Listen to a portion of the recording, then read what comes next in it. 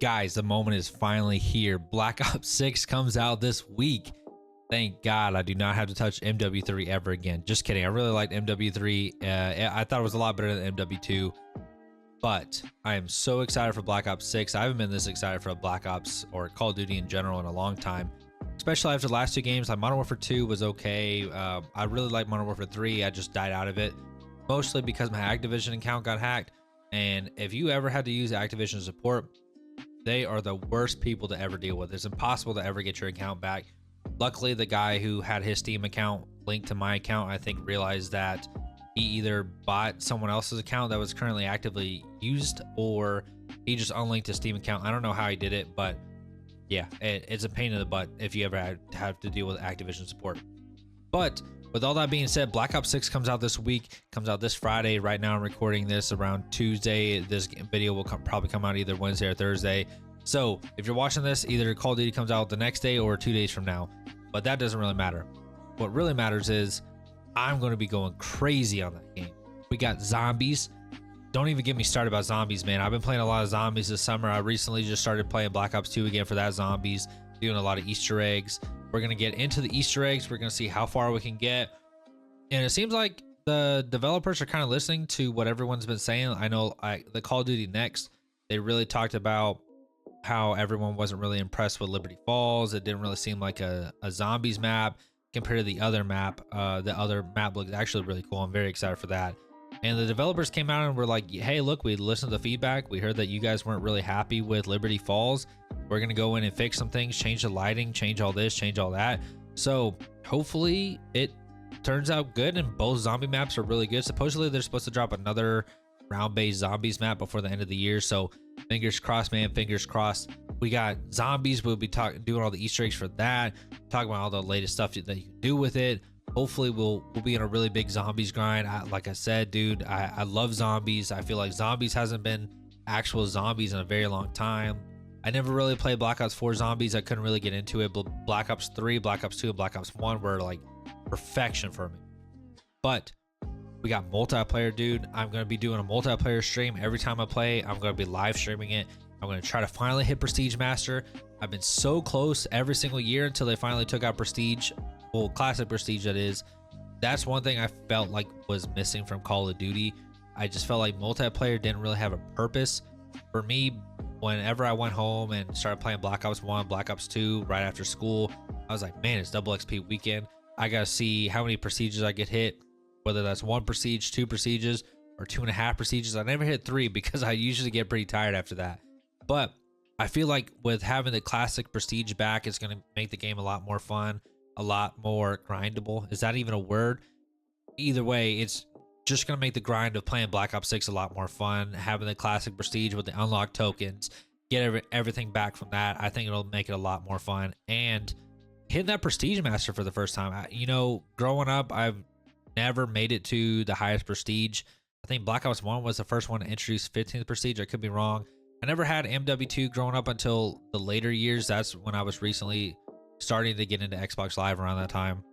Black Ops 1, I think I only hit like 5th prestige. Black Ops 2, I hit like 6th or 7th. And I think Black Ops 3 was probably my highest at like 8 or 9, something like that. Don't quote me on it. This year, we're finally going to hit it. Like I said, we're going to be live streaming it every single day, especially the first couple weeks that it drops. I'm going to be on it like crazy, live streaming it every morning, every night, every in between, every day off that I get. It's just going to be live stream, live stream, live stream. When rank comes out, same thing, dude. Hopefully I'll already be Prestige Master by then.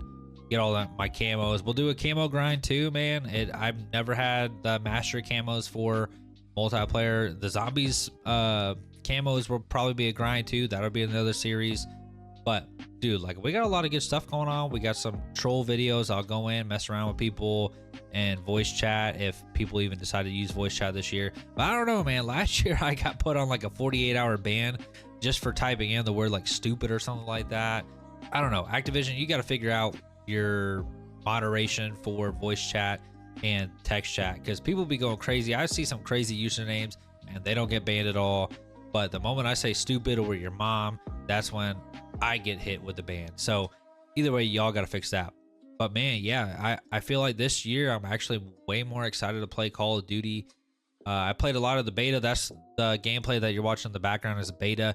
The only complaint that I had through the beta, well, I had two. I had the latency issues on PC. I hope they fix that. I feel like that's usually a problem early on, but again, it's just a beta, so I'm looking past that. I'm hoping that the servers and the latency stuff will be fixed with PC. I never really had a problem with that on Xbox, but I feel like ever since everything kind of introduced or intertwined with each other, it's been causing latency issues with every Black Ops or every Call of Duty in general early on. So I'm very optimistic that it'll be fixed. It probably won't be fixed early on in the game, but as the game develops and everyone's not on it 24/7 right at launch, I think it will be fine. It will get better. Secondly, Call of Duty, y'all gotta fix the COD HQ. I hate having to load up the COD HQ. At least, this is all on PC, by the way. I hate loading up the COD HQ. Then it's saying, oh, we need to launch Black Ops 6. Okay, well, we need to shut down this program to launch Black Ops 6. So you open up the COD HQ. It goes, update, need to restart. Cool, whatever. It's always like that, which I don't understand why Call of Duty's always been like that ever since it came on PC. So you restart the COD HQ, load back up the COD HQ. Hey, I want to play Black Ops 6. Click on Black Ops 6. Oh, hey, we need to close the COD HQ to open up Black Ops 6.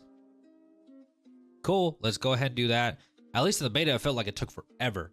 I have no idea why it felt like it took forever to switch from COD HQ to Black Ops 6. I'm assuming that was just a beta thing, and eventually it'll fix itself and it'll be a lot more smoother.